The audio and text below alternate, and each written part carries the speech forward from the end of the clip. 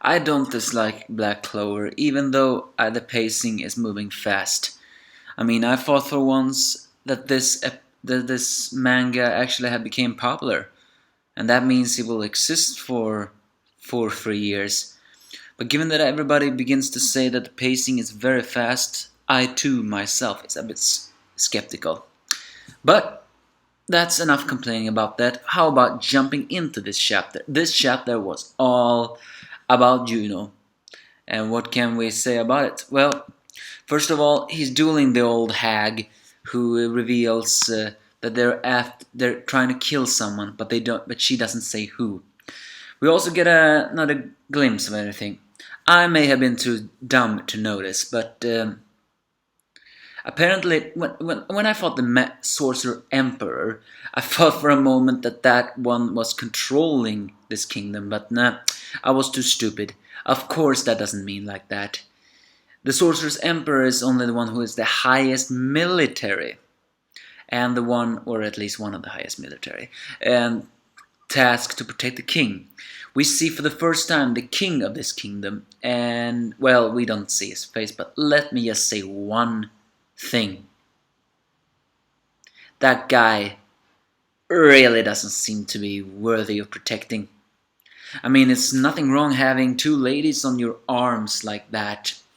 I mean, if I had two ladies behind me, I would actually maybe defend him, but this time I'm not defending this guy.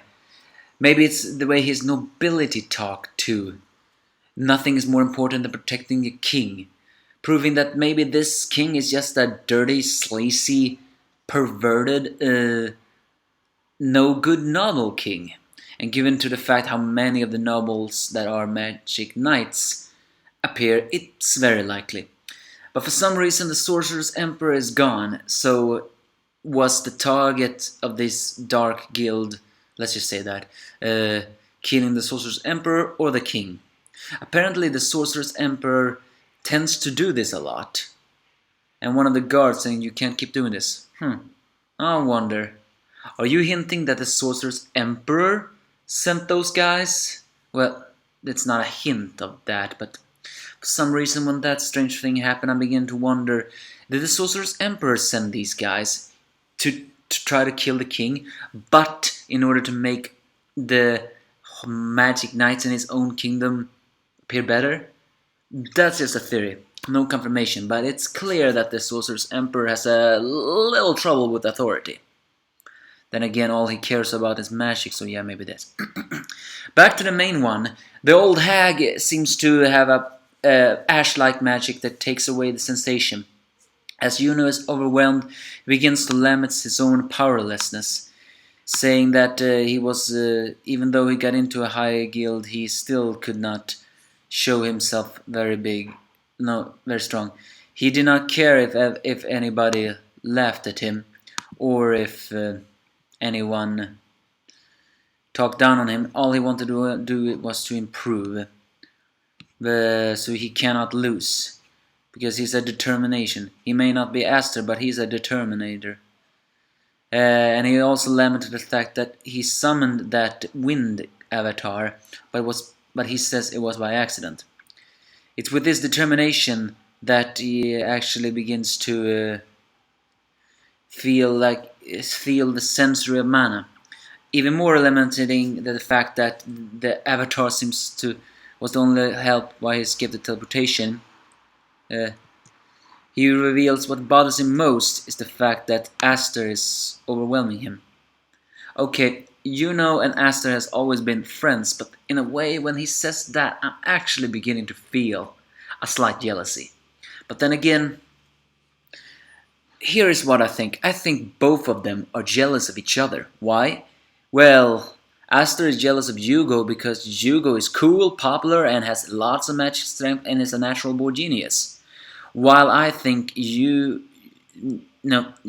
is jealous of Aster because Aster still can be badass even if he has no mana, and even though odds look against him, he never gives up. So I think the guys are jealous of each other, even though they are so good friends. With With the sensory of the magic and his, uh, what do you say, soul, not harnessed, his spirit harnessed, he proclaims he will not lose to Aster, and successfully managed to summon the wind avatar again. Or maybe it was accident again. Either way, the determination and his controlling the mana makes the guardian appear. As the old hag sees the four-leaf clover, Juno prepares a new attack, and saying, "I hate losing more than anything in the world." With the avatar Sylph unleashing the Windstar, the counterattack begins now. That's basically this chapter. Okay, we got some insight more of Juno's personality, and also some hints that this kingdom is a wreck. It is not a single clue on what these Dark Guild people are, but they all seem to have a grudge against nobility, and seeing how I'm still a bit unsure if this Sorcerer's Emperor is doing this deliberately. I mean, he looks too nice to be an antagonist, but maybe he's just an antagonist to the guys that deserve no pity.